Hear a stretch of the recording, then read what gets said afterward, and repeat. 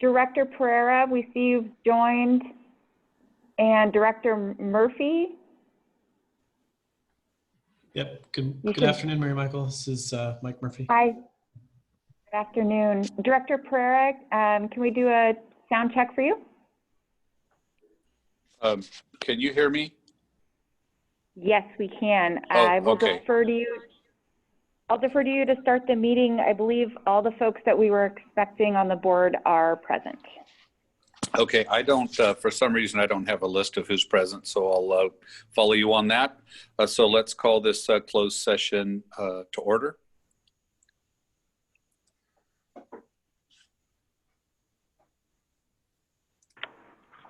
Thank you. I'll do roll call. Director Aguilar. Director Espinoza. Present. Director Hogue. Here. Director Lohr. I'm here. Director McDaniel. Present. Director Murphy. Here. Director Oliveira. Here. Director Pereira. Present. Director Silvera. Present. Director Vilalta. Here. Thank you. And we do have a quorum.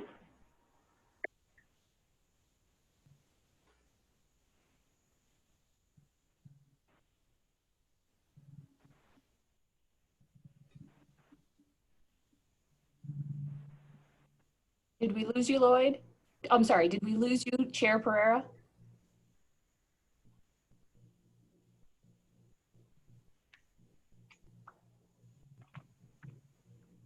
Mary Michael? He's still on. Okay. He's still on, yeah.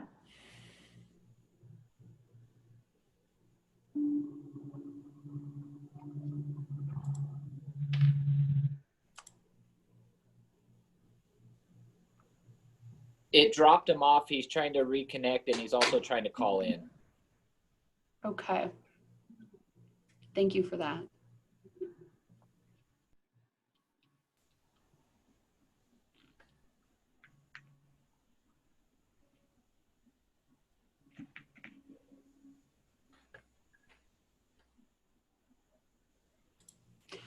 While he's doing that, this is Stacy. I can just mention on your screen, we have new instructions to help with gathering of public comment in the virtual setting, which is going to be our next item when the chair joins us. And it gives details on how to raise your hand if you're in the webinar from your laptop or your PC, or also from the Zoom app if you're accessing it on your phone. Or on a tablet. And then what's really important is if you're on the phone only, if you're only on the call-in option, you need to press *9 to prompt that you would like to give public comment. So we'll keep these details up during the next item, and hopefully that will give some time for the chair to get back on. The chair's back on the phone. Great. So I believe we're at public comment. All right, so I'll open it up for public comment. Do we have any public comment? I do not see any hands raised, Mr. Chair, and we did not receive any public comment in advance of the meeting today. All right, thank you. Then we go into closed session? Yes, this is Stacy. I sent out the teleconference number to the board by email a few days ago and again earlier today. If anyone, any of the board members need to resend that, I'm happy to do it, but we're going to reconvene by teleconference. Okay, yep, I see it. Everybody, that's item 2 on the email from Stacy. And this is Emily Hayden. Before we adjourn to closed session for purposes of the minutes, as to item 5 on the closed session agenda, the circumstance giving rise to potential litigation against the agency is the meet and confer request from the cities of Merced, Atwater, and Los Banos. Okay, do we Do we have any of those three on the call or on the Zoom? I believe we do, Mr. Chair, but we should adjourn into closed session because there are 2 items. Yes, I know. I understand. I That. just, Yeah. yep, real. And then we can address any issue with that in closed session. Okay, thank you. Okay, I will log on to our teleconference option. Okay.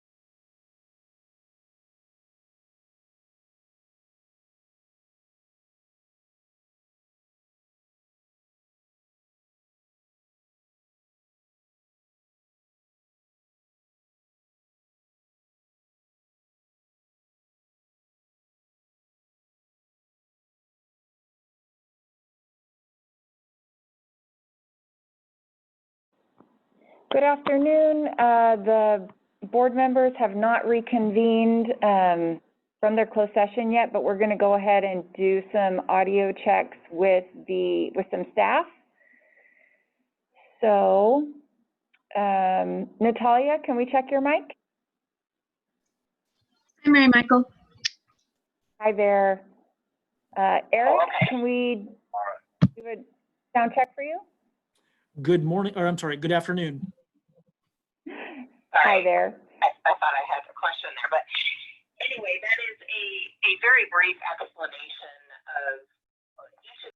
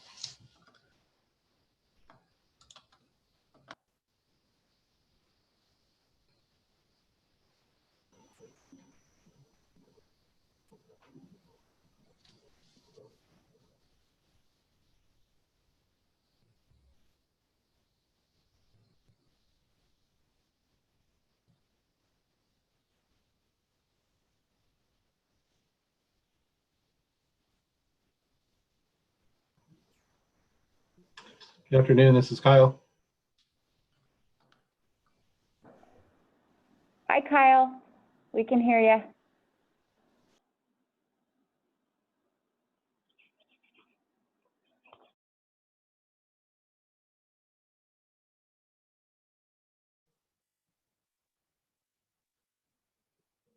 Good afternoon. This is Dennis Agar with Caltrans, just checking a mic check. Yep, we can hear you. Thank you, Dennis. Okay, thank you.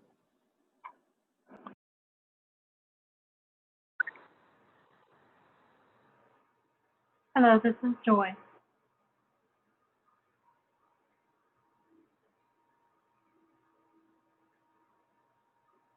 Were you able to hear me?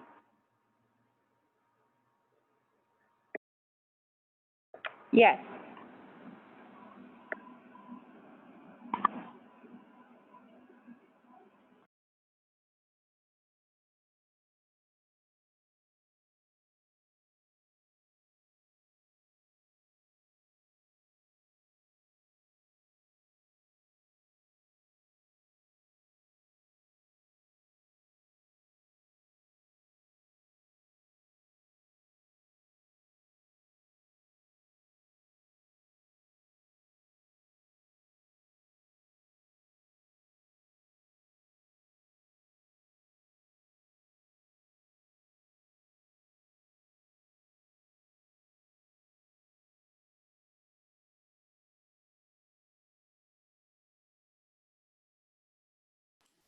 Good afternoon, this is Christine. Hi, Christine. We can hear you.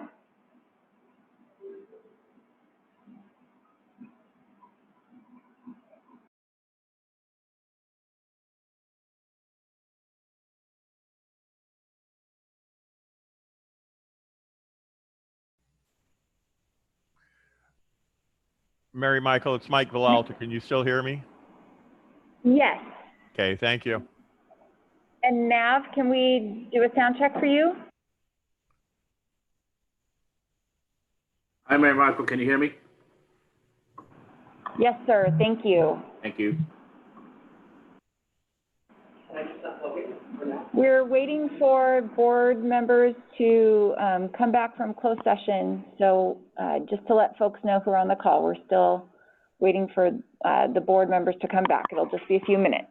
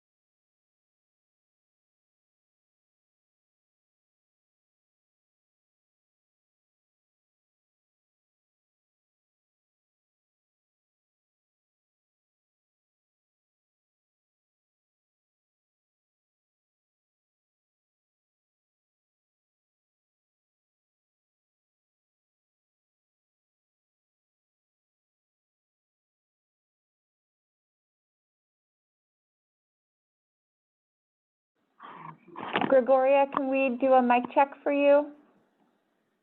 Yes, that would be fine. Great, thank you. And Tom Dumas, we saw you join as well.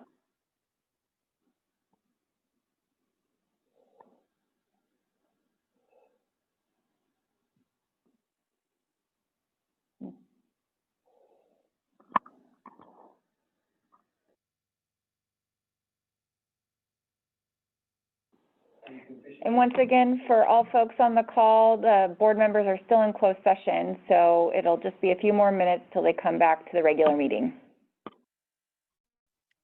All right, thank you.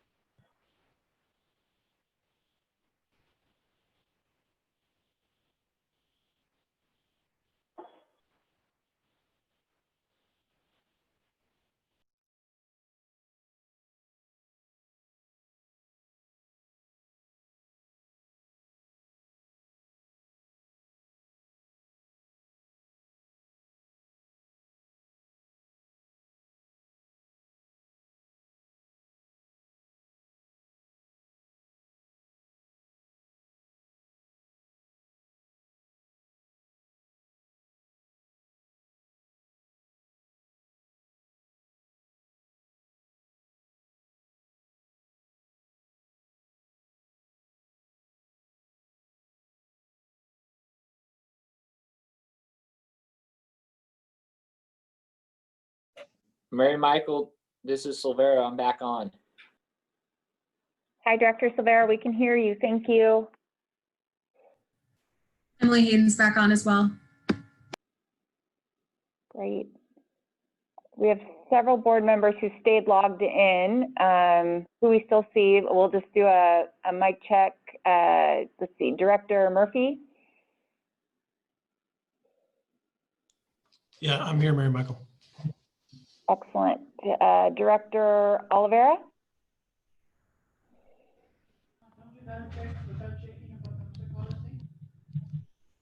Okay, we'll come back to Director Oliveira. Director McDaniel.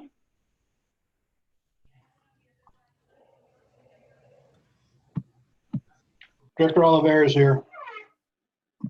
Thank you, sir. Director Villalta we had earlier. Director Espinoza. Present. Okay, great. We can hear you. Let's see. Just we're waiting for some folks dropped off and we're waiting for them to come back on. So bear with us for a few minutes. Director Hoag, we're unmuting you right now. Can you test your mic?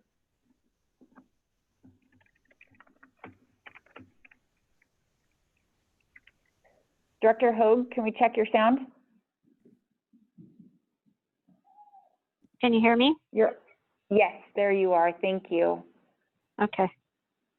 Mute me again. Director Lohr, let me get you unmuted here for a second. Okay. Thank you. Can you hear me? Yes, thank you. Is that Director McDaniel?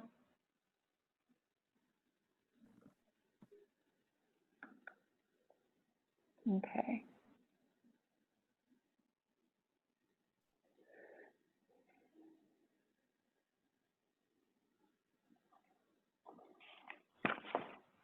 don't see Director Pereira yet, so we're waiting for him. Stacy Guzman, are you back with us? McDaniel's here. Yes, I am, Mary Michael. Thank you. Excellent, thank you. Okay, I heard Stacy and Director McDaniel, so we're still waiting for Director Pereira to join back on. And then I think we've got everyone else.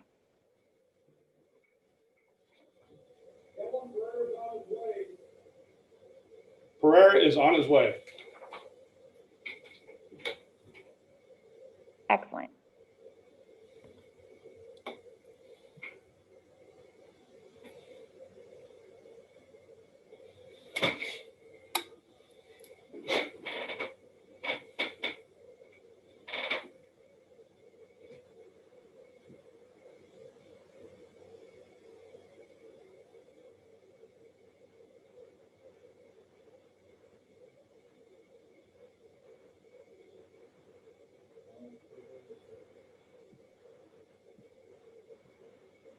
Director Pereira, can we do a sound check for you?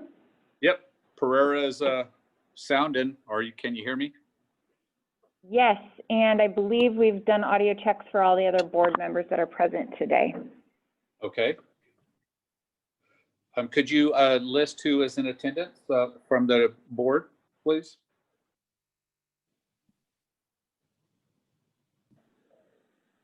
Sure, would you like us to just proceed with roll call? Oh, I'm sorry. I thought that's what you meant you had done while I was off, but no, we'll, give me just a second here.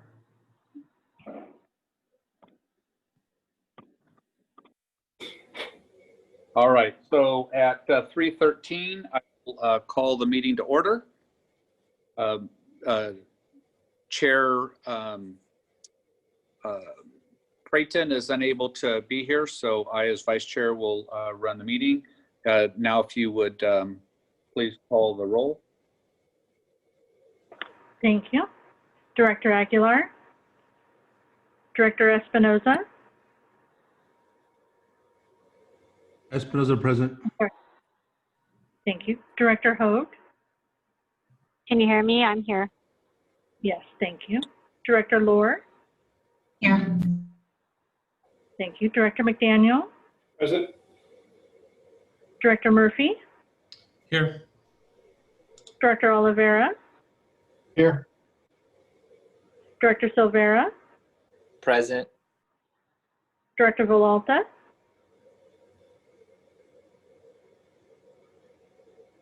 Here. I'm sorry, Director, thank you. Here. And Director Pereira, Yes, I am here. thank you. And we do have a quorum. All right. Could I do maybe chairman's prerogative and do the Pledge of Allegiance? Any objection? Okay, seeing none. Ready, begin. I pledge allegiance to the flag of the United States of America, to the republic for which it stands, one nation, under God, indivisible, with liberty and justice for all. Thank you, Chair. You're welcome. Okay, go ahead, Joy. Next item.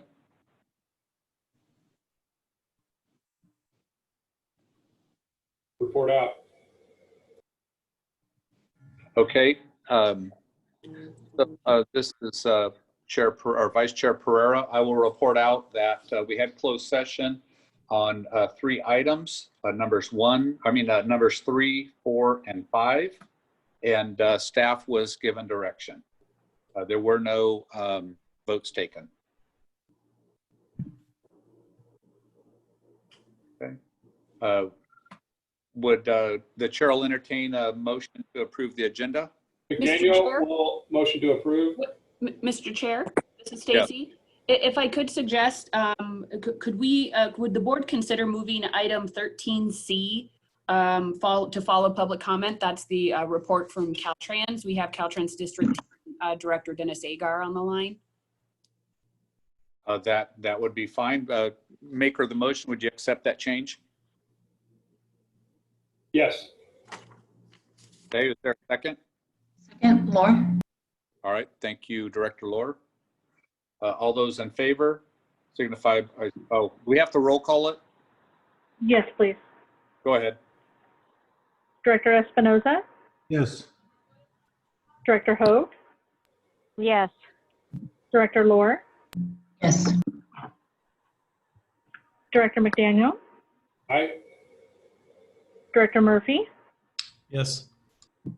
Director Oliveira, Aye. Director Silvera, Aye. Director Villalta. Yes. Thank you. Motion carries unanimously.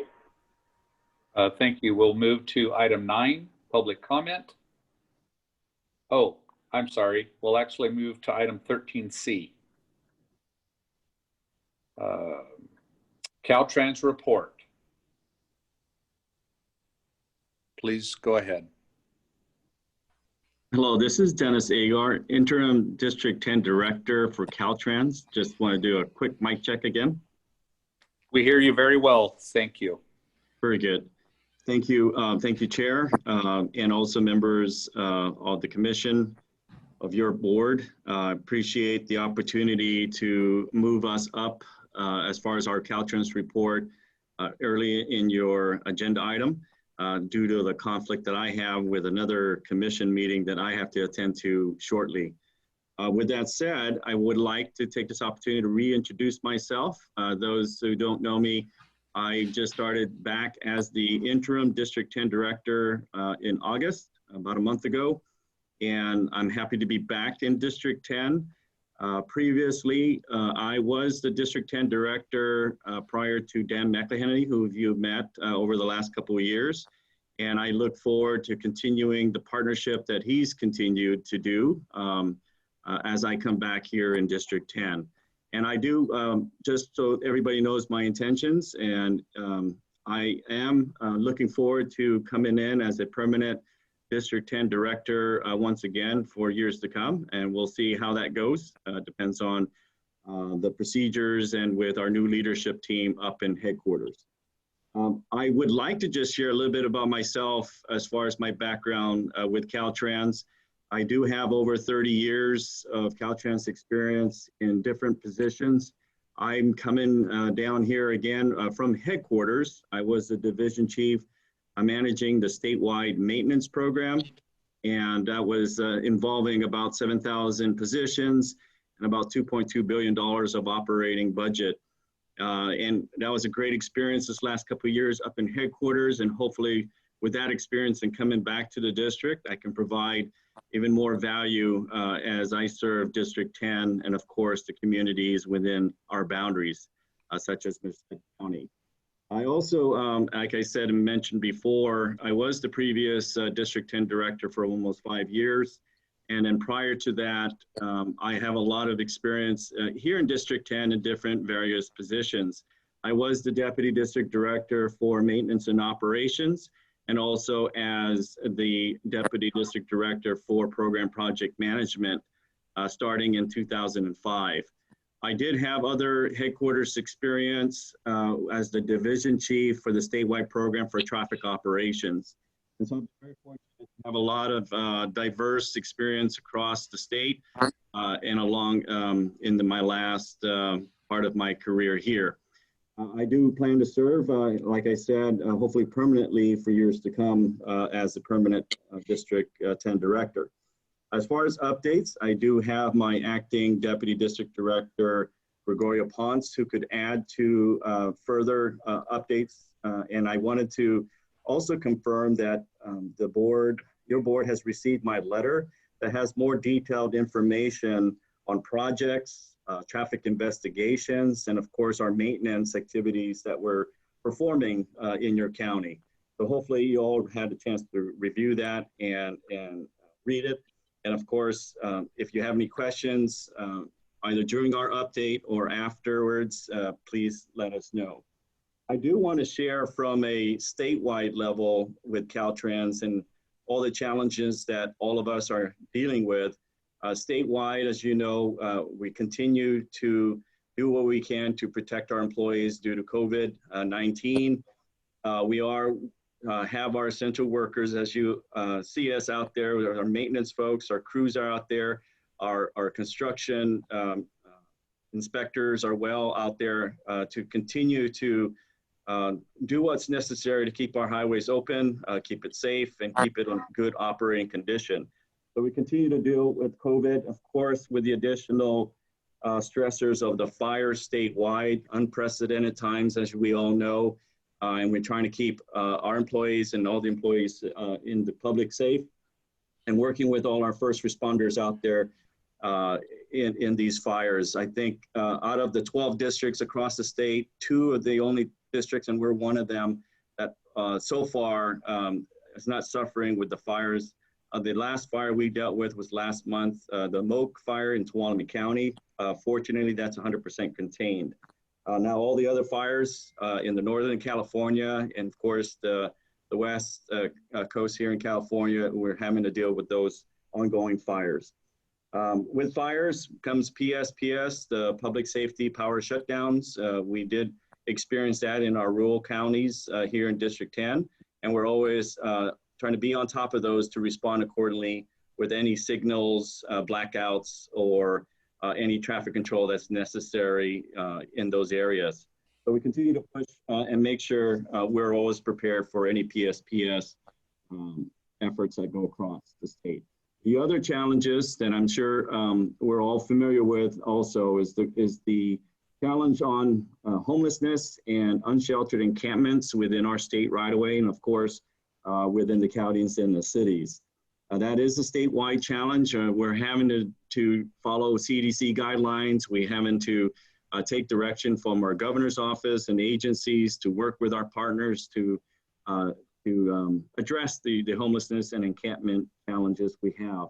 I know that I have a meeting, I believe a request scheduled next week to talk to the executive director, Lisa Montero, from Assembly Member Gray's office. And so I look forward to that discussion. As I came back to District 10, one of my first tasks was to create a District 10 task force to deal with the homelessness and unsheltered encampments within our state right-of-way in our 8 county boundaries. So we got that formed, and we're getting it all started in the sense of working with our partners, making sure we got all the team and the right team members as part of this task force. So we definitely look forward to the meetings with our partners in the whole district, including Merced County. Along with this, the challenges, of course, is keeping up with the litter across the state. We did put a lot of effort this last June to kickstart litter pickup across the state. We actually have coastal cleanups that we do every year, and our next one is next week on September 23rd. And again, that involves all the different counties in District 10 and statewide. So that one day we are going to be doing the Valley trash pickup and litter pickup. And then the following day on the September 24th, we have actually our maintenance stand down, where our maintenance folks will be out there performing sweeping operations and other litter pickup activities across the district and across the state. So just information for all of you. The other efforts we're doing on the maintenance side of the house, so everybody knows, is that we are preparing for this coming fall and winter operations in our foothills and our areas out there, and preparing for the winter and snow operations. We do have job openings that we would like people to apply for, and that is either permanent intermittent positions for temporary help during the winter, or even permanent positions as equipment operators for Caltrans. And we have other positions as far as entry-level highway maintenance worker positions available in our district. So hopefully we get a lot of candidates to apply for these positions, and we need all the help we can get in Caltrans. With that, I wanted to give the opportunity to Gregoria Ponce to also additional information she would like to share. And of course, at the end of our update, we're definitely open to questions. So I believe, Gregoria, you're online.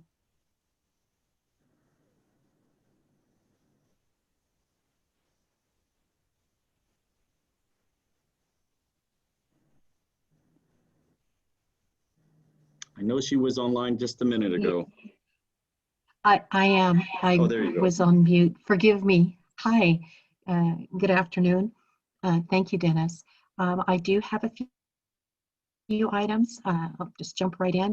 As part of the Highway Safety Improvement Program, SIP Cycle 10 submission deadline was extended to October 19th from July 30th by the Caltrans Division of Local Assistance. The submittal deadline for Cycle 10 was extended due to COVID-19 pandemic impact. Please visit Caltrans 8 SIP Cycle 10 call for projects for more information. As you may know, the 2021 Interregional Transportation Strategic Plan update has now resumed with the completion of the California Freight Mobility Plan. We're going to have, the schedule looks like is community and stakeholder engagement, fall of 2020, with an ITSP draft in winter of 2020. Public review is winter 2020, spring 2021, with a tentative finalized in March of 2021. So we look forward to working with our partners on that. The California Transportation Plan 2050 is now released for public comment and circulation. All information can be found at www.ctp2050.com. Last but not least, I wanted to share a little bit on State Route 59 lane widening. Maybe that's what Merced 59, post mile 15.4 to 16.6. The city of Merced proposed this project to widen the route from 2 to 4 lanes in the city of Merced. PSR was completed in 2000. The project report was completed in 2006, both by Caltrans, excuse me, under project 0E590 in the STIP program. It was removed from STIP in 2011. We understand the city of Merced would now like to utilize local funds. Caltrans will provide a P&ED oversight for the city with a co-op agreement executed on October 7, 2020, and we're anticipating a kickoff meeting that will be scheduled in the next couple of weeks to get things started. The last item is upcoming construction with a guardrail upgrade on State Route 140 in Merced near Justine, from about I-5 to roughly 6 miles east of Merced at various locations, with the intent to remove and replace guardrail, terminal system, and end treatments. This is a state-funded project estimated at $3.6 million, and bids opened September 10th. I have no other items to share. Thank you so much. Thank you, Victoria. Sorry, Thank you. Chair. Go ahead. No, fine. Director, did you want me to open it up for questions? Yes, please. Thank you.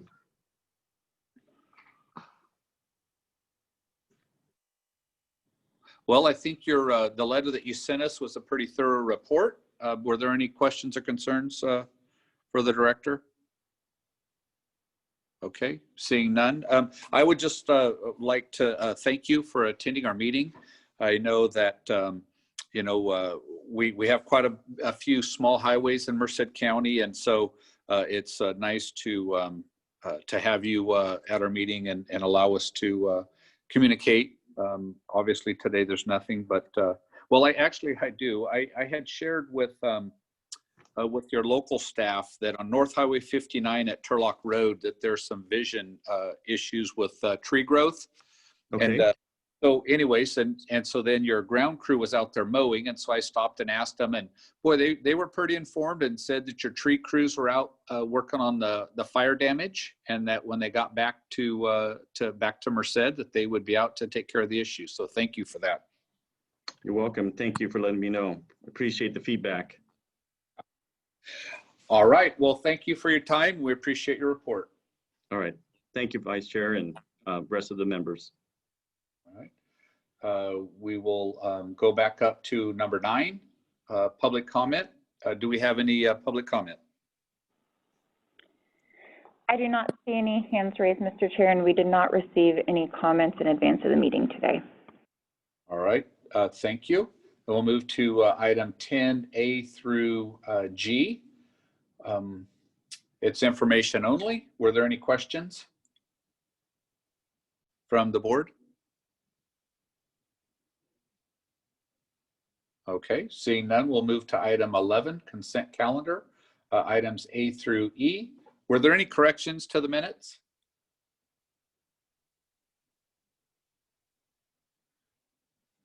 Seeing none, then is our motion to approve the consent calendar? Move to approve, Laura. Okay, is there a Second, second? Olivero. Okay, moved by Lore, seconded by Olivera. And there was no public comment, correct? All right, would you call the roll? Thank you. Director Espinoza.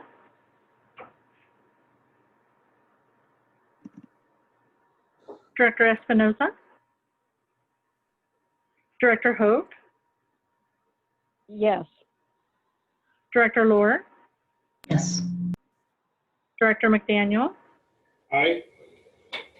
Director Murphy. Yes. Director Oliveira. Aye. Director Silvera. Aye.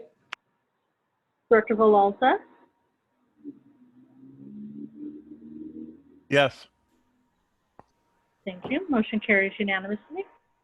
Thank you for that. We will move to item 12, which are action items. First, we'll take A by Mary Michael Rawlings. Good afternoon, board members. Let me just put up the staff report on the agenda. Well, it's that time of year again that we come to you to talk about One Voice.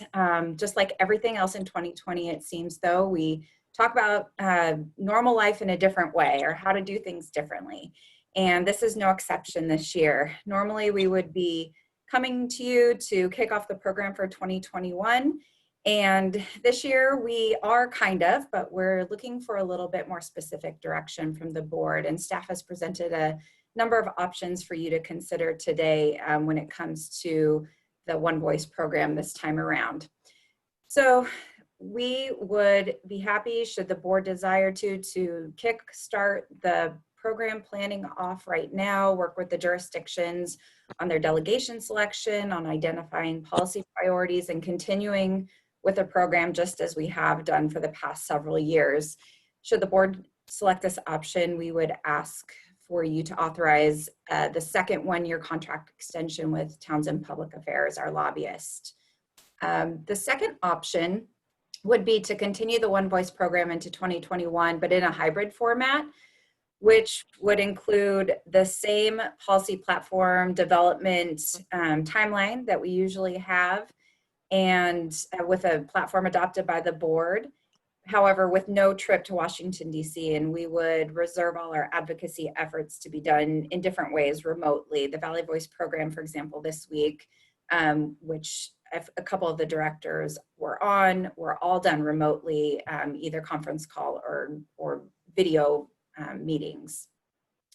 If the board decides to go in this direction, we would ask that the one-year extension with Townsend Public Affairs still be executed, but that staff would work with Townsend to negotiate an amendment to that extension to reflect the reduced workload and the differences in the program for the coming year. The board can also opt to cancel the program altogether for the year, just press pause and come back in 2021 to consider the 2022 program. Or a different approach altogether. We're open to your direction today. If you want to not make this decision today, wait a few months and then decide to see if the landscape has changed, we're open to that as well. Or maybe pushing the entire development process back and looking to do a trip to DC maybe in the latter part of 2021 to see if anything has changed at that point. But given the landscape and that we're still being heavily impacted by the first wave of COVID, we wanted to come to you and seek your direction on this. The Citizens Advisory Committee did not have a quorum this month. However, the opinions they expressed all were there should be no reason to travel at this point. And the TRB unanimously recommended option 2, which was the hybrid recommendation. So I will conclude my report there and answer any questions if any of the board members have any. Mr. Chair, I do have my hand raised. Yes, please put your arm down and speak. Thank you, Mr. Chair. Yeah, I just participated in the Valley Voice DC Zoom. I would like to see the approach of item number 1 with the caveat that if there are still travel restrictions and it's still to the point where it is, that we do make it a Zoom meeting. I found the Zoom meeting to be where you feel a little more distant when we're doing meetings like this, but actually we had some very good, frank conversations with our congressmen and with the departments. It almost seemed a little more personable, if that can even really be imagined. They had all of our notes in front of them. They've reviewed our notes before we got there. We presented and we had on very good dialogue and discussion. And what I did see from the congressmen is the congressmen actually participated in these meetings, as well as more staff members than what we usually get. So the Zoom approach is really good, but I still think that face-to-face, and that is one thing that everyone mentioned, is not having the face-to-face contact to have these meetings, but they did enjoy the Zoom as well. So maybe it is more of a hybrid approach with the face-to-face being our focus, and maybe actually adding a Zoom as well for follow-up, which a lot of the congressmen actually recommended is now that we're learning this technology, to actually maybe touch base more than just once a year on a Zoom call as well. Thank you, Mr. Chair. You're welcome. Does anyone else have a comment or question? Yeah, this is Director Oliveira. Yes, sir.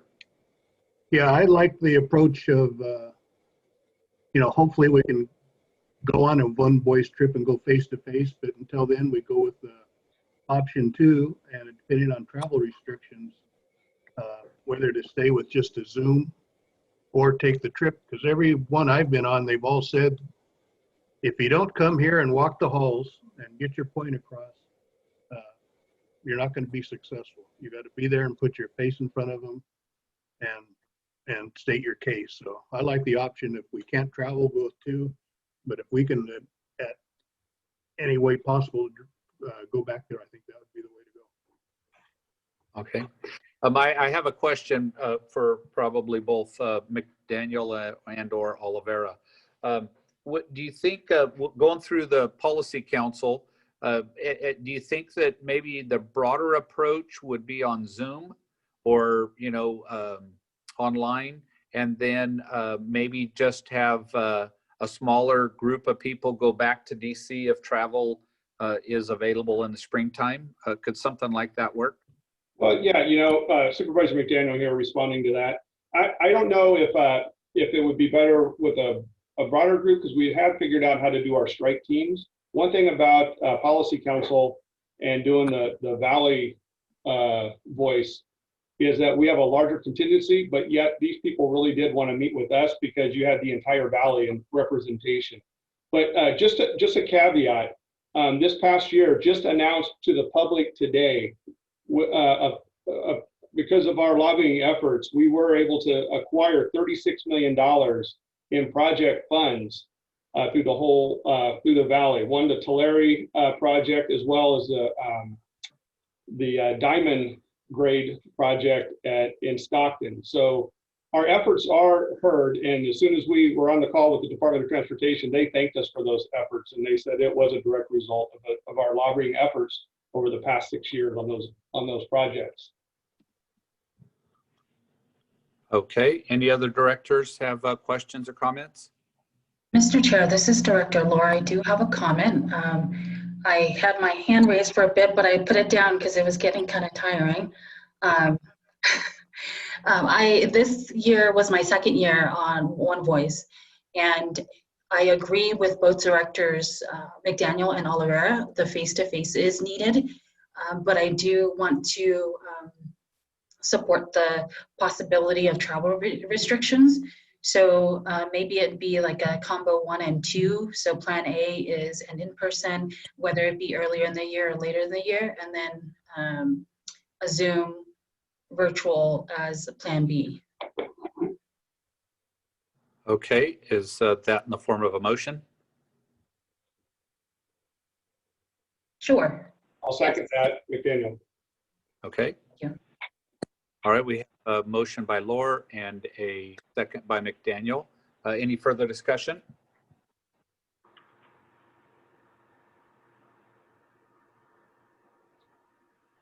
Are there any hands raised? There are no hands. All right, thank you. So we've already had public comment, so we'll go to a vote. Please do the roll call. Director Espinoza, I'm back, yes. Director Hogue, Yes. Director Lohr, Yes. Director McDaniel, McDaniel, aye. Director Murphy, Yes. Director Oliveira, Aye. Director Silvera, Aye. Director Villalta. Yes. Thank you. Motion carries unanimously. Thank you for that. We will move to item 12B. Nav Bagri.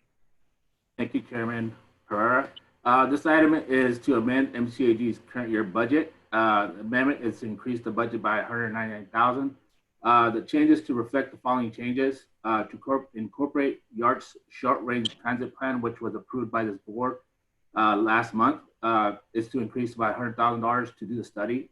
And then the second change is back in December 2019, the board approved the front office security upgrade in an amount of $135,000.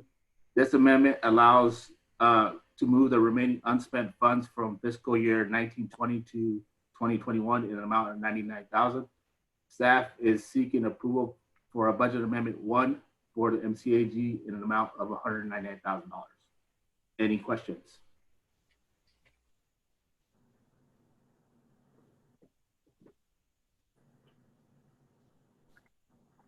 Seeing none, the chair would entertain a motion. Chair, I had my hand raised. This is Director Silvera. I would move to approve the Merced County Association of Governments overall work program fiscal year 2021 amendment number 1. Second, Laura. Okay, so we have a motion by Silvera, a second by Lohr. Any further discussion? Staff, would you do the roll call, please? Director Espinoza, Yes. Director Hogue, Yes. Director Lohr, Yes. Director McDaniel, McDaniel, aye. Director Murphy, Yes. Director Oliveira, Aye. Director Silvera, Aye. Director Villalta. Yes. Thank you. Motion carries unanimously. All right, thank you. I would like to let everybody know that I had asked for a change be made to our agenda. If you take your cursor and click on an item, it automatically takes you to that item in the backup materials in the rest of the packet. And so, anyways, oh, and then for either Stacy or I think Stacy or Joy, I cannot see hands raised. So could you please help facilitate that part of the meeting? Yes, and I'll also group in Mary Michael and Adam that are on the back end of the tool. But yes, we'll be able to identify those for you. Thank you, I appreciate that. Item 12C, Matt Fell. Good afternoon. Thank you, Mr. Chair, members of the board. So we wanted to bring this to you as something that we're doing in partnership with other Valley Regional Planning agencies. So some concern starting last year is we're getting additional concern because of the direction that the state is going with some of their policies. So it's not new that the state has very aggressive greenhouse gas reduction goals, and planning agencies such as MCAG support those planning goals, those climate goals wholeheartedly. But the issue is when it comes to that causing neglect of some of the other priorities, such as basic movement of people and goods. So that's basically what we're concerned about here. The governor issued some draft investment strategies, and let me go ahead and share my screen just so I can, let's see, where is it? This one. All right. So it's talking about aligning the state's discretionary funding sources with these greenhouse gas reduction goals. And where that could affect us is on things like Highway 99. So you may recall last fall that there was a bit of a dust up with Caltrans proposing to delete a couple ITIP projects on 99 and 46. And there was a very concerted effort by the Valley which succeeded in getting those projects back. But those are the kinds of projects that it seems like the state is stepping away from. And we here in Merced County know that we've had a very long and very successful partnership with the state on 99, but it's not done. Highway 99 is still not done. You know, there's sections in Merced, Tulare, Madera County still have not been brought up to the standards that we see in the rest of the state for a major highway. So if they're going to be stepping away from those commitments to improve 99, for example, you know, that's a big concern. So what we're doing valley-wide is we're looking at the California Transportation Plan, which was just released. You know, there's a lot of great stuff in there about technology that we, fully support. But there's also language that is just part of this whole movement that the state is taking towards stepping away from these necessary capacity increasing projects. So what we worked with the other agencies on, especially San Joaquin COG, was instrumental in putting together these policy principles. Basically, we support greenhouse gas emission reductions efforts. We have our sustainable community strategies. We're doing all the things that we're required to do. We want to continue to encourage technology. So we've seen success here in the Valley with technology. The air is a lot cleaner now, and it's largely because of rules about engines, emissions, allowable emissions. So we want to see that technology emphasis continue because we know that works.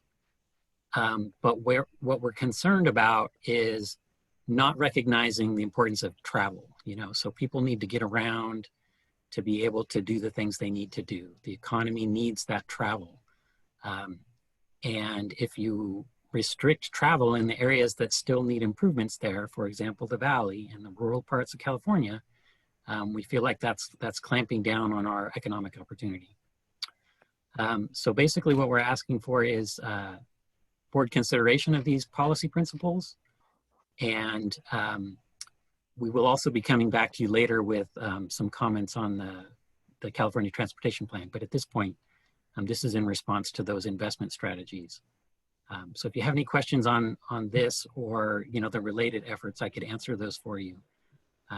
Otherwise, we look forward to your direction and or action. Are there any hands raised? Yes, Director Villalta. Yes, Matt, last night at our council meeting, we took the next step to joining the JPA, or the Peninsula Clean Energy Board, for alternative power for Los Banos, which they promised. I know they made a presentation to MCAG, and one of the offshoots of this is they mentioned greenhouse emissions, gases, because our power then, if we decided to go forth based on the contract that we're still reviewing, that we would get greenhouse energy credits because we wouldn't be relying on fossil fuels or any other power other than the power that's generated through the Wright solar farm.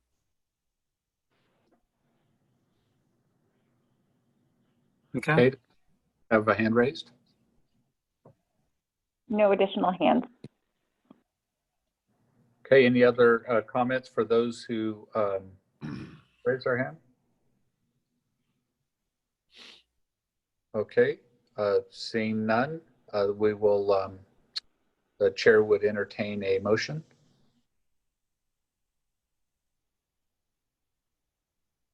So moved, Laura.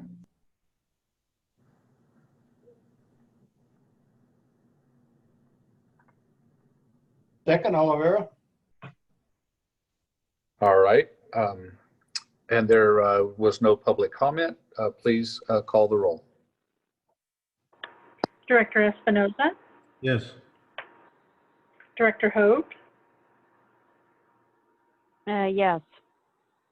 Director Lohr, Yes. Director McDaniel, No. Director Murphy, Yes. Director Oliveira, Aye. Director Silvera, Aye. Director Villalta, Yes.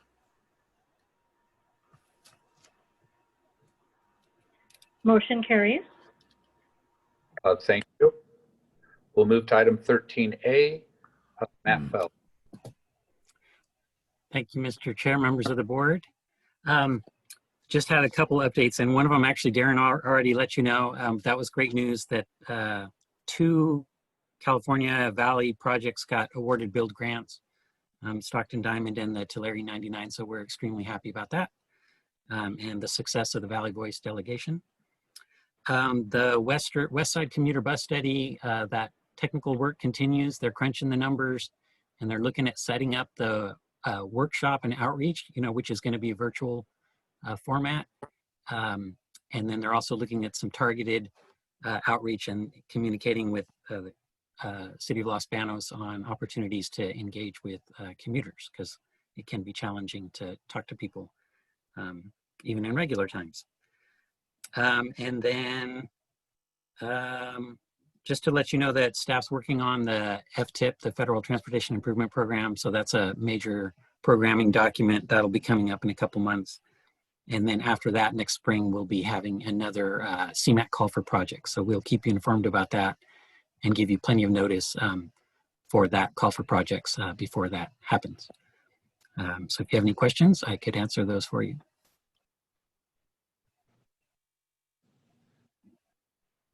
Director Villalta has his hand raised. Okay, Director Villalta. Yes, Matt. When will these meetings take place? Yeah, they haven't been set up yet. I think they're looking at the logistics of it right now. So I'm anticipating October for the virtual meeting, and then I think there's going to be some attempts to do some informal non-workshop outreach as well. And I will get those details for you. I know that they're putting together that plan right now. So we should have that shortly about the dates and the venues that was a virtual venues that they're looking at. Okay, thank you. Mm-hmm. And then was Matt, were there any other hands raised? I don't see any. Okay, and then Matt, as far as Measure V goes, is there an update financially? We are still waiting for additional information. I don't know if NAV would have an update, but we are expecting that there's going to be, some sort of adjustment because the money kept coming in pretty good. So we're waiting to see if that was, if there's going to be a downward adjustment or not, or if people are still buying a lot of stuff and that's still going strong. We did learn that some of the internet sales tax has been coming online this year, and that might explain some of the fact that revenues don't seem to have gone down as much as we were anticipating. Matt, can I step in? Sure. Real quick, Mr. Pereira, Director Pereira. Actually, we had our sales tax consultant reach out to us last week, and it looks like there's not going to be an adjustment. What happened is the state of California basically did their methodologies differently this time, and a lot of the money that came over to the second half of the fiscal year was a carryover from quarter 3 and quarter 4 of 19, and then quarter 1 of fiscal year 20. The carryover was around like $700,000. So that was a true up that happened this fiscal year. They do have a breakdown, and Stacy and I were talking. We will be bringing something or giving something showing what there was a decrease, but the overall decrease was like 7%. If we're comparing it quarter 2 of 2020 versus quarter 2 of 19, there was a 7% overall decrease, and what the sales tax consultant was telling us is that Merced County didn't really get affected that much as compared to other counties and cities, because we don't rely on tourists like hotels, tax, and all that. So we fared pretty well compared to other counties. We will be giving you something to see how we fared in different criteria like buildings and sales tax in groceries and car sales and all that. We'll have a breakdown for that for you guys next month. All right, thank you. All right, was that it? Any other questions for Mr. Feld? There are no hands raised. Thank you. Then we will move to item B, unmet transit needs for fiscal year 2021. So I mentioned at last item that the links were live, but the link for the last one was not live, but this one is. So if you click on unmet transit needs, it'll take you to page 90. Now we'll go to Natalia Austin. Right, thank you. Chair, I'm sorry, Natalia. Director Silvera had his hand raised. I wasn't sure if that was just a late hand from the last item. It was a late hand from the last item. I'm sorry about that. I know that I'm going to take this opportunity because it was the Measure V update. I know that at one point when we were actually talking about projects, committees, east side, west side, at some point, and I don't know that we've already done it, is developing a policy as to what we're going to do with the dollars that are coming in over. I mean, it's obviously a great reason to have a rainy day fund is when you go through things like this pandemic, then maybe at the end of the year, it doesn't generate what originally we thought, but I still want us to be thinking about that we still haven't developed that policy as to what we're going to do with what comes in on Measure V over the $15 million. Just food for thought. This is Stacy. Thank you, Director Silvera. That is something on our radar, and we hope to begin that process before we start a new implementation plan update in the coming year. Thank you, Stacy. Okay, Natalia, we're ready for you. All right, thank you. Thank you, Mr. Chair and members of the board. So yet another year has come and gone, and so we are beginning our annual unmet transit needs process where we, through the Social Services Transportation Advisory Council, receive input from the public regarding transit service needs in our county. And we are particularly reaching out to those who are transit dependent or those who are transportation disadvantaged. Traditionally, we would utilize many different ways to receive public input, and that would include holding several public hearings throughout various locations throughout the county. But of course, because of COVID-19 and Governor Newsom's order, we will not be holding any in-person public hearings this year. So instead, we're going to hold one virtual public hearing through Zoom on October 8th at 6 p.m. But in addition, we will continue to use alternative methods to receive public input that have been very effective in the past. And that includes our online survey and also receiving comments through email, phone, regular mail, and any way possible someone would want to give us a public comment, even through social media. So also I wanted to direct your attention to our unmet transit needs webpage on our MCAG website. It's a dedicated webpage that has everything regarding unmet transit needs on there. So if you ever have any questions throughout the year about the unmet transit needs process, want to look at past reports, access or refer someone to the online survey, that's where it's at. And if you notice too in your packet, we did have a flyer that's included that's in English and in Spanish. So if you know of anyone who would be interested in participating in our unmet transit needs process, please feel free to forward that flyer so that you can help us get the word out. And so if anyone has any questions regarding what we're doing right now, I'd be happy to answer if possible. Any hands raised? I don't see any. All right. I do have one comment that I want to make right now. This is Pereira. If you look under the background, there's 3 bullet points. 1, no unmet transit needs. 2, there are no unmet transit needs that are reasonable to meet. And then the 3rd is that there are unmet transit needs, including reasonable to meet. I just get the sense that in the transit system that we are sending buses with nobody on them far too often, and so at a future point, could you send me or maybe the board, if there's a broader interest, in what reasonable really means? It seems like we try to meet each and every individual's transit needs versus systems type transit needs, and therefore empty buses driving around, or maybe a bus that does have 1 person, but it would be cheaper to actually send a car out to pick them up than a whole bus route. So anyways, that would be my own question. If you have a response now, that's fine. If not, take one later. I just have a very quick response, but we could definitely discuss this further at a later time.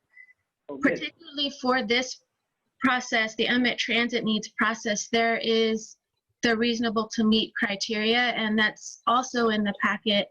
In order for something to be recognized as reasonable to meet, it has to meet the minimum requirements that are listed it's under Merced County unmet transit need and reasonable to meet definitions in your packet. So it has to minimally meet those 3 requirements of feasibility, funding, and equity.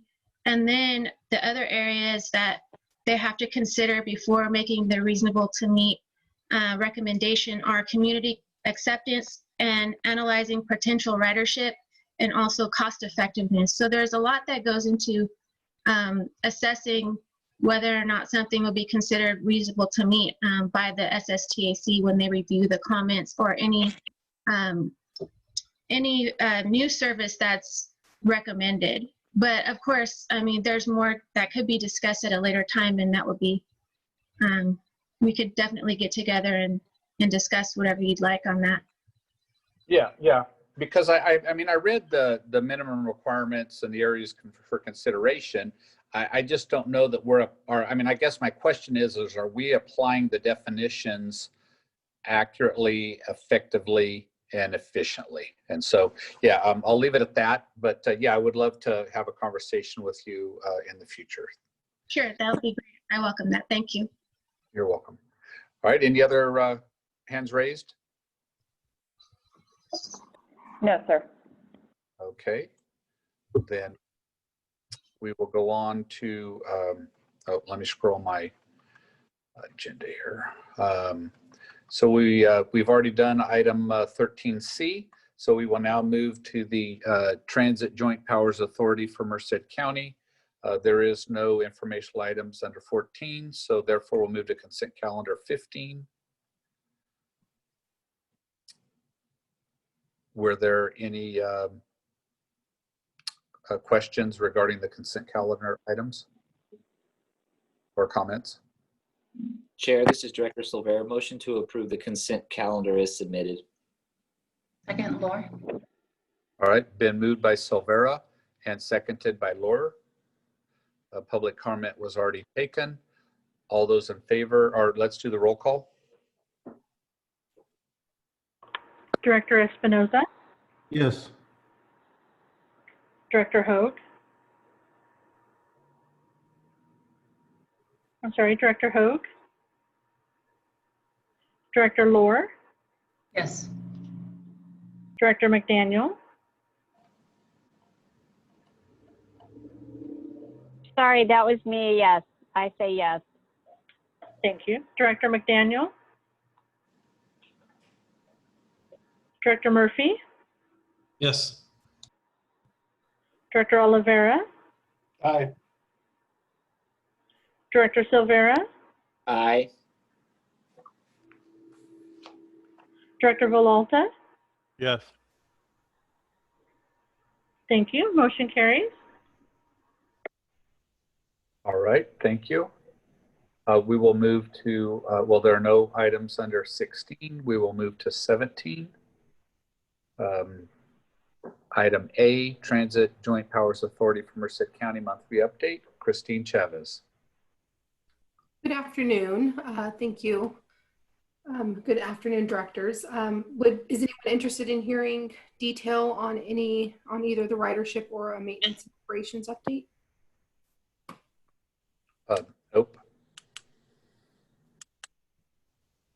Huh. Okay, seeing none. Well, y'all have the ridership was in the packet, so thank you all for reading that. Okay. Any other questions on item 7? Hands raised? There are no hands raised. Okay, thank you, Christine. We will move to Merced County Regional Waste Management Authority. There's no items under 18. We will move to 19A. Stacy, is that your item? Good afternoon, Mr. Chair, members of the board. Item 19A is a consent item, and so Kyle Loretto is here to answer any questions. Otherwise, it is on consent.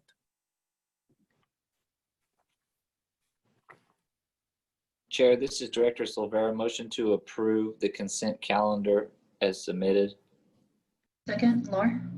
Okay, been moved by Silvera, seconded by Laura. We've already had public comment. Were there any hands raised? No, Mr. Chair. All right, please call the roll. Director Espinoza? Yes. Director Hogue? Yes. Director Lohr? Yes. Director McDaniel? McDaniel, aye. Director Murphy? Yes. Director Oliveira? Aye. Director Silvera? Aye. Director Villalta? Yes. Motion carries unanimously. Thank you. We'll move to item 20, the action items. A, Kyle Loretto. Yes, good afternoon. How are you all today? Thank you for having us. Following our last technical review board meeting, the RWA staff and Republic Services were unable to negotiate terms for an extension to the transportation and processing contract. As of August 30th, the contract with Republic Services has expired. The RWA will need month-to-month contracts with transportation and processing companies to maintain services while we put together an RFP for long-term services. During the RFP process, RWA proposed to continue, during this RFP process, the RWA proposes to continue charging participating jurisdictions at their average monthly rate based on their 2019 services, and any new jurisdictions that may bring recycling material would be charged at an average rate of the current jurisdictions. These are the rates that we shared with you over the last several months and are noted in Exhibit A. The month-to-month services will not exceed $115 per ton for either the Highway 59 or the Billy Wright landfill locations. The RWA proposes to utilize our funds to cover excess costs above the jurisdiction's obligation. These funds would come from a portion of a reallocation of funds from the Billy Wright Anaerobic Digester project. As we saw in the extension offers, as well as many of the unsolicited bids that we received, RWA is expecting the RFP to return a much higher recycling rates than the jurisdictions are currently paying. To give the jurisdictions time to budget and prepare for those higher costs, RWA is recommending that you authorize the executive director to enter into month-to-month contracts as needed for up to 12 months. The fiscal impact of each of these participating jurisdictions will remain the same as they are now. The fiscal impact to the RWA will not exceed $825,000 over the 12 months. If there are any questions, I'd be happy to answer those. Are there any raised hands? Yes, Director Villalta, then Silvera. I'll yield to Director Silvera first. Thank you, Mike. Kyle, I just want to thank you guys. I know that this was kind of, we're out there in no man's land, and I think that some of our member agencies are going through some changes in their garbage contract, and I appreciate that the authority itself is going to pick up the difference on that. I think it's probably the best compromise that we can come up with for now until we kind of get this, people get their new contracts in place, and then we still have the whole food thing that's lingering out there. So I just wanted to commend you guys on the work on this. Thank you, sir.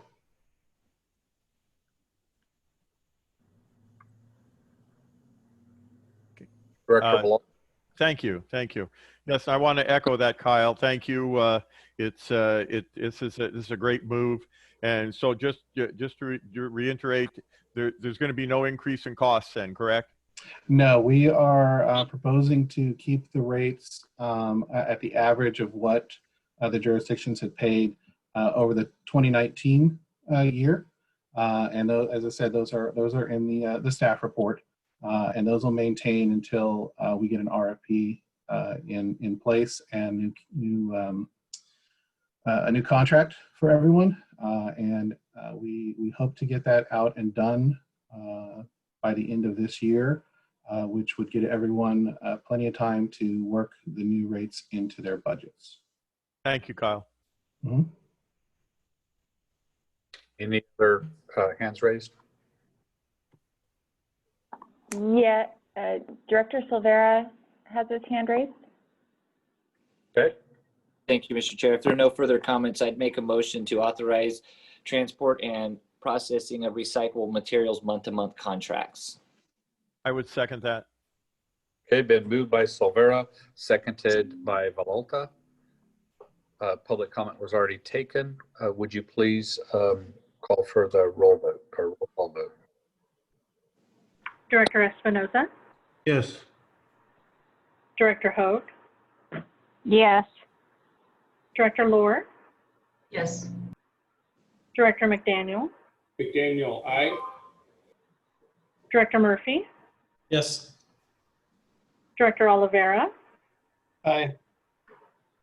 Director Silvera, Aye. Director Villalta. Yes. Thank you. Motion carries unanimously. Thank you. We'll move to item 20. Authorized request for proposals for a municipal solid waste tip fee. Eric Setz. Thank you, Mr. Chair, members of the board. Item 20B is an action item and comes before you to recommend that the Merced County Regional Waste Management Authority Board authorize staff to release a request for proposals for a municipal solid waste tipping fee rate study. On August 20th, 2020, the governing board directed staff to prepare an action item to be brought back before the governing board in September, which is where we're at here today, to allow the governing board to consider a procurement for a municipal solid waste tip fee rate study. The last municipal solid waste tip fee rate study done for RWA was completed in January of 2006. Based on the contract value of the 2006 rate study, staff anticipates a new study to cost anywhere from $50,000 to $70,000, which does include funds for contingencies. Staff is recommending procuring a consultant to conduct a municipal solid waste tip fee rate study rather than handle the analysis internally for the reasons cited in the staff report. Staff anticipates the earliest a request for proposal can be released would be November of 2020. Staff is recommending that the Merced County Regional Waste Management Authority Board authorize staff to release a request for proposal for a municipal solid waste tipping fee rate study. I'd be happy to answer any questions. Are there any hands raised? Oh yes, Director McDaniel. Thank you, Mr. Chair. Do we have any idea how much this rate study is going to cost? Because hasn't staff already done one of the rate studies? Thank you, Director McDaniel. So the last rate study that was done was by R3, and that was done in January of 2016. Now internally, and that was internally, we looked at the 2019 tonnages and came up with a $47 per ton if we went off of the 2019 tonnages, and that is in the staff report. We did receive, R3 did reach out to us. They've been following this item before the board and did give us a number that was near the low end of the $50,000 to $70,000 rate. I don't want to get into what they suggested, but the RFP would then prove that. So I think we'll be on the lower end, but we have budgeted $75,000 just to make sure that there's enough. So we know it's going to be at least 50,000. I think it's going to be somewhere near that. Yes. Okay. Thank you. Thank you, Mr. Chair. You're welcome. Director Villalta? Chair Pereira, if there are no other questions, motion to approve. All right. Thank you. Silvera, second. All right. It was moved by Villalta, seconded by Silvera. Public comment was already taken. Do we have, could you please call for the vote, or the roll call for the vote? Director Espinoza, Yes. Director Hoag, Yes. Director Lohr, Yes. Director McDaniel, McDaniel, no, because I think we could take the acceptance of what the staff has done. Director Murphy, Yes. Director Oliveira, Aye. Director Silvera, Aye. Director Villalta. Yes. Motion carries. Thank you. Thank you very much. Next item is 20C. Eric Zetz. Thank you, Mr. Chair, members of the board. Item 20C comes before you as an action item to approve an amendment to the fiscal year 2020-21 RWA budget.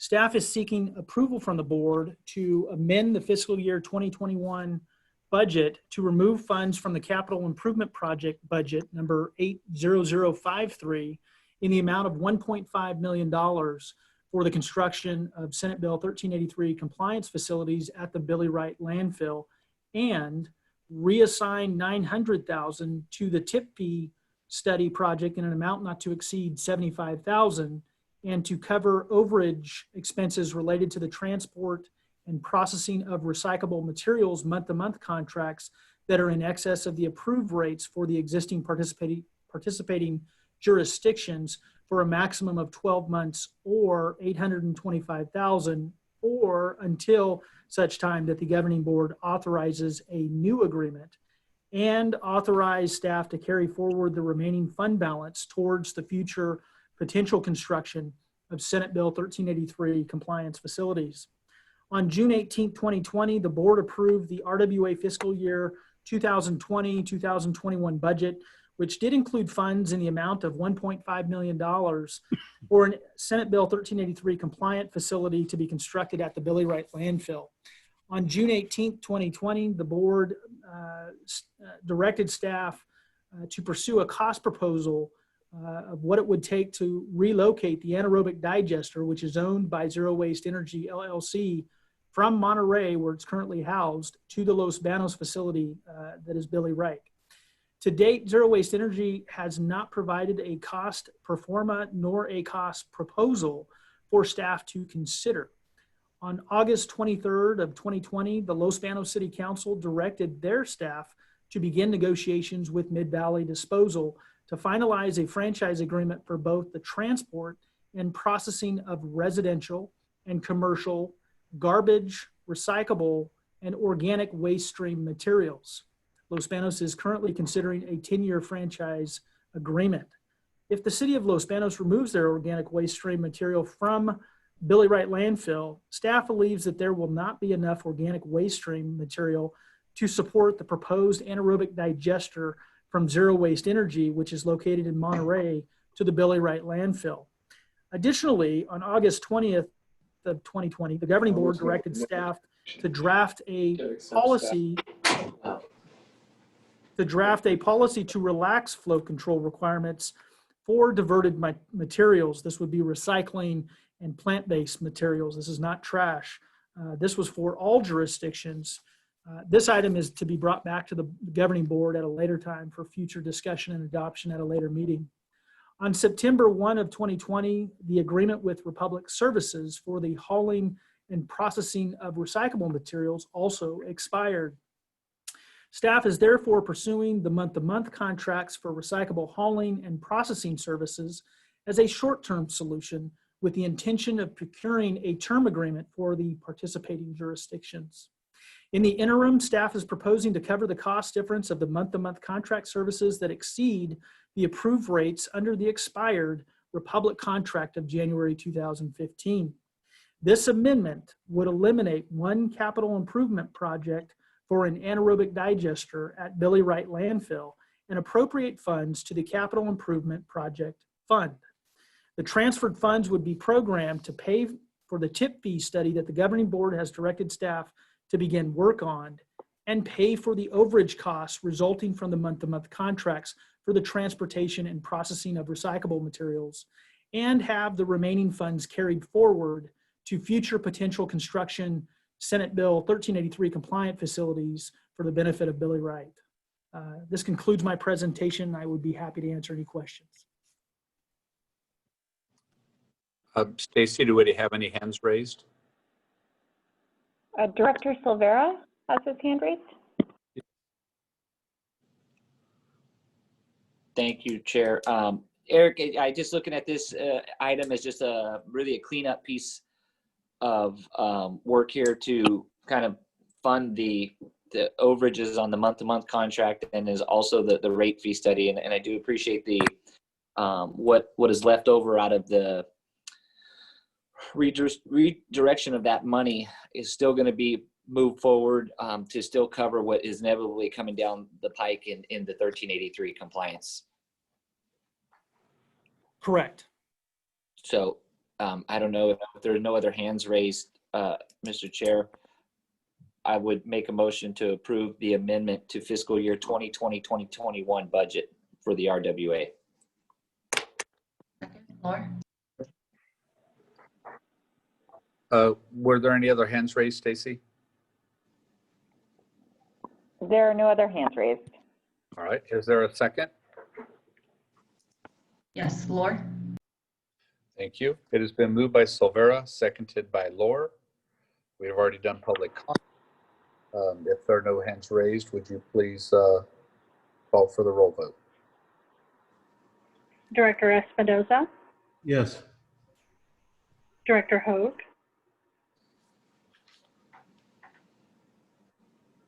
Director Hogue, Director Lohr, Yes. Director McDaniel, McDaniel, aye. Director Murphy, Yes. Director Oliveira, Aye. Director Silvera, Aye. Director Villalta. Yes. Thank you. Motion carries. Chair Pereira. Yes. Yes, may I ask Eric a question? Does it have something to do with the agenda? Yes, it does. Just want to know when, because he mentioned in his report the flow control policy. When will that come back to us? That we approve the to do? Yes, so we do have the direction from the board, and so the policy document is taking a backseat to some other priorities right now, but we anticipate having that back here to you all very soon. I don't have a timeline scheduled, but we can bring that. I'm hopeful, to you this year. Thank you. Thank you, Chair Pereira. You're welcome. All right, we'll move Mr. Chair? Oh, yes. I'm sorry, this is Mary Michael. Director Hogue came back on and we were able to unmute her, but she may want to record a vote for the previous item as she was on, but that was our error.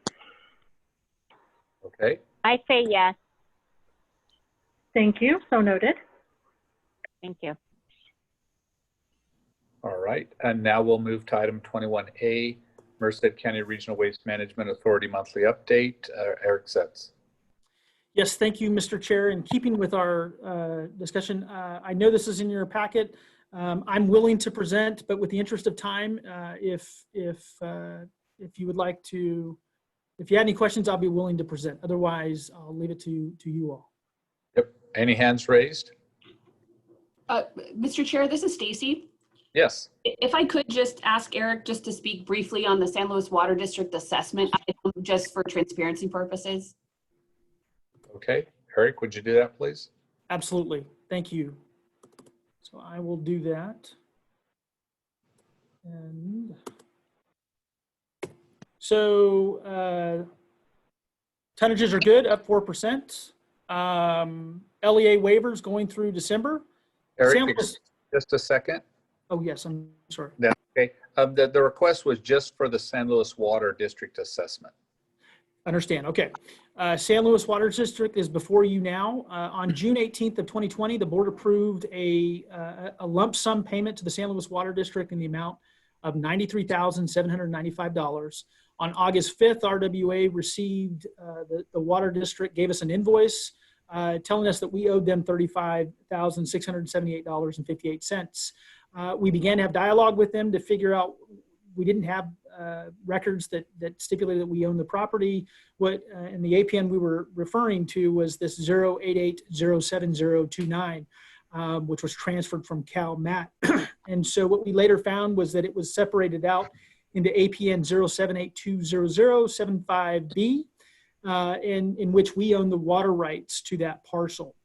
And so I'm here to let you know that we're going to follow the direction of the board that was given to us to issue a lump sum payment. And what the executive director has asked that you all be made aware of is that payment, we're going to now issue a $35,678.58 payment, which should complete the lump sum payment to the district, bringing our total from $93,000 to a revised total of $129,474.56. Be happy to answer any questions. Thank you. Are there any hands raised? I don't see any hands, Mr. Chair. All right. Well, thank you for that, Eric. Thank you. We will move to item 22, Executive Director's Report. Stacy Guzman. Thank you, Mr. Chair, and thank you, Eric, for just taking a moment to talk about that.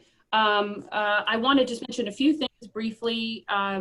One, I've been keeping the board up to date on our lobby construction project, and there was a number of delays to the construction and completion of that project due to COVID, but we are on the final stretch, and I'm really excited to be able to send the final pictures. It's just transformed the office and is really an excellent job, and of course is important to increase the safety of our employees. Two, normally at this point in the year, I would be starting the MCAG Roadshow. It's something that I started as an executive director to have a goal to come before all of the city councils twice a year. In the fall, I come and do a general MCAG, RWA, TJPA, YARCS update. I took this item and had some discussion with the technical review board, and it was determined that, in a combined, factors of the current COVID situation, being virtual, and also with the election coming up and there being, many new members anticipated, that we would delay that round of presentations and updates to the January, February timeline. So Mary Michael and I are going to be working on getting those scheduled soon. I do want to thank, I know there was a couple of mentions of Valley Voice. This was our first time doing it by Zoom. That's the Washington, D.C. trip through the 8 Valley COGs. I just wanted to say thank you to both directors, McDaniel and Villalta, for participating in that program again this year. And also just to highlight an important item that's going to be coming to the board next month. We've shared with the board on a number of occasions that the Transit Joint Powers Authority received CARES Act funding, a substantial allocation of CARES Act funding. So we're working on essentially an expenditure plan for those CARES Act funds. Those were targeted to help the agency respond to and continue to operate during the COVID crisis. And it gives us an opportunity to really dig in and look at the agency's needs, both capital and operating. So we're working on that expenditure plan. that will come to the board next month, there are some relaxation of certain rules and procurement and whatnot. And so we'll be looking at getting board authority to be able to execute the use of those funds for a number of purposes. Part of that will be an item to consider moving forward with our next door remodel project. That's something that we have funding already dedicated to and that I had decided to put on hold when I came into this position. Just it wasn't the priority that we compared to the other things we needed to work on.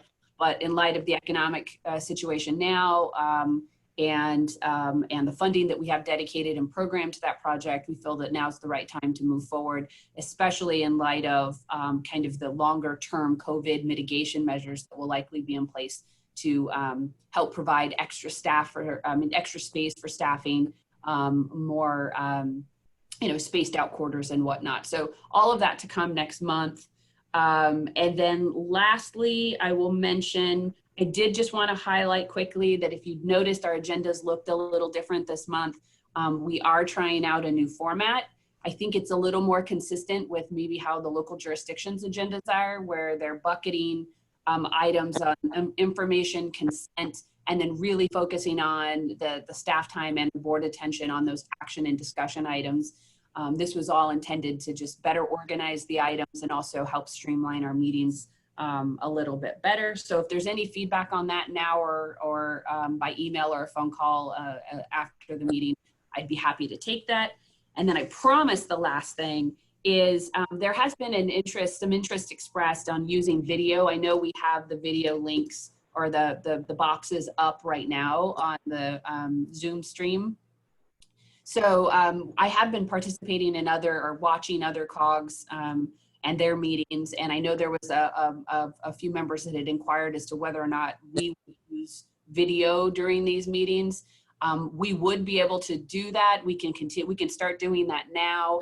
Board members would still have the opportunity to be on the screen or not. As you can see, some of you have pictures up and some are just boxes. But I just wanted to bring that issue up to see if there was any interest in moving into that kind of a format so that we can see each other, not just staff presenting, but you all can see each other as well.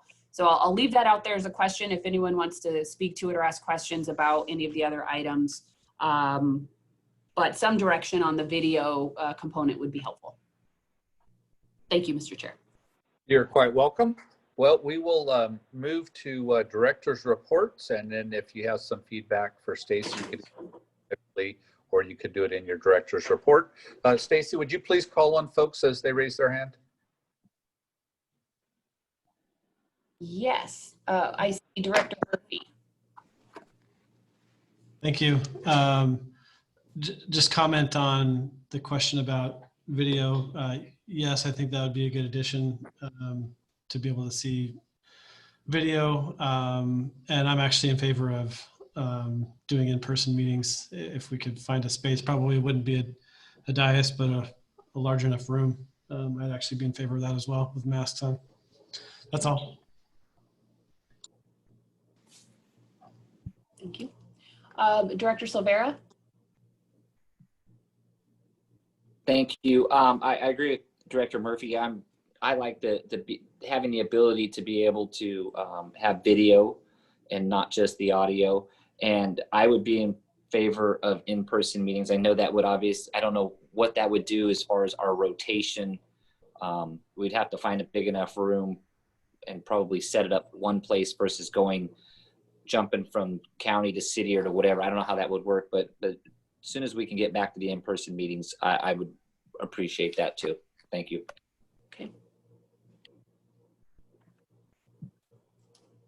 Director McDaniel. Thank you. I too want to echo everybody else's voice on that.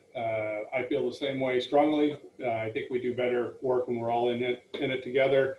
And I think the video portion, if we can't find space big enough, is definitely the better option than what we're doing now. Thanks. Thank you. Mr. Chair, I don't see any additional hands. All right, thank you. I will opine in. Oh, sorry, I spoke too soon. Director Villalta, sorry. Go ahead.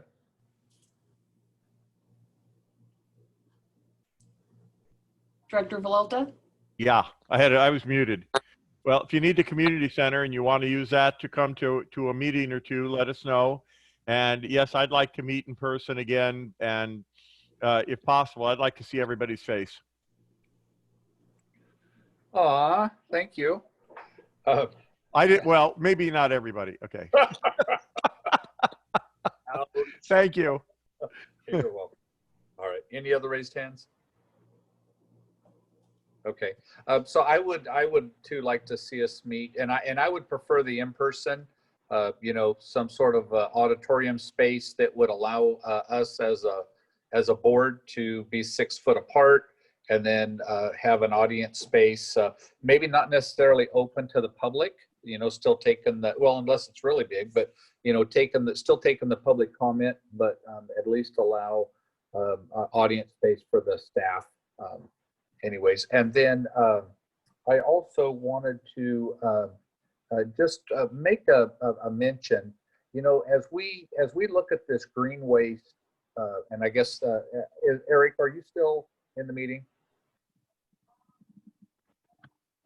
Yes, Mr. Chair. Okay, so there are some companies that are putting together biodigesters for dairies. There's going to be one that's actually being done, so kind of be south of Merced in the El Nido area. And so anyways, if you would be interested in a discussion where we might be able to take at least our food waste and put it into one of those digesters, you know, to save money. I know on the dairy site, they're spending about $3 million to make a capture facility.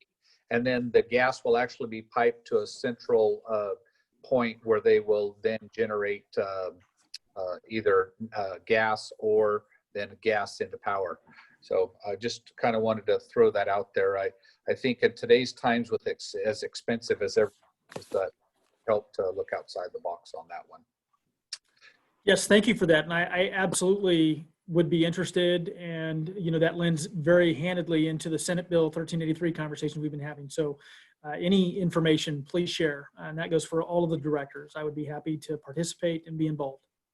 Okay. Awesome. Mr. Chair, can I just add one quick thing to that? I'm glad you brought that up. Yeah, and I think, Eric, it really behooves you to be kind of involved in that, because I think that there's still a question as to the byproduct that comes off of those. At least the digesters are for the tallow ones. There's the byproduct that comes off of that at the end that is, I don't necessarily know that it can be used for fertilizer yet. So it might be something that they're looking for a home for. So just, I think it would be good for you to be a part of those. Thank you. And so I guess since there is some interest, Stacy, maybe we could look at an ad hoc committee at some point in time in the future, where we'd have maybe 2 or 3 board members and staff work on that, because I think there's the potential there. So, all right. Any other hands raised? All right, seeing none, I would like to thank staff for putting together a wonderful meeting, and we will call it adjourned. Thank you, Mr. Chair. Thank you. Thank you.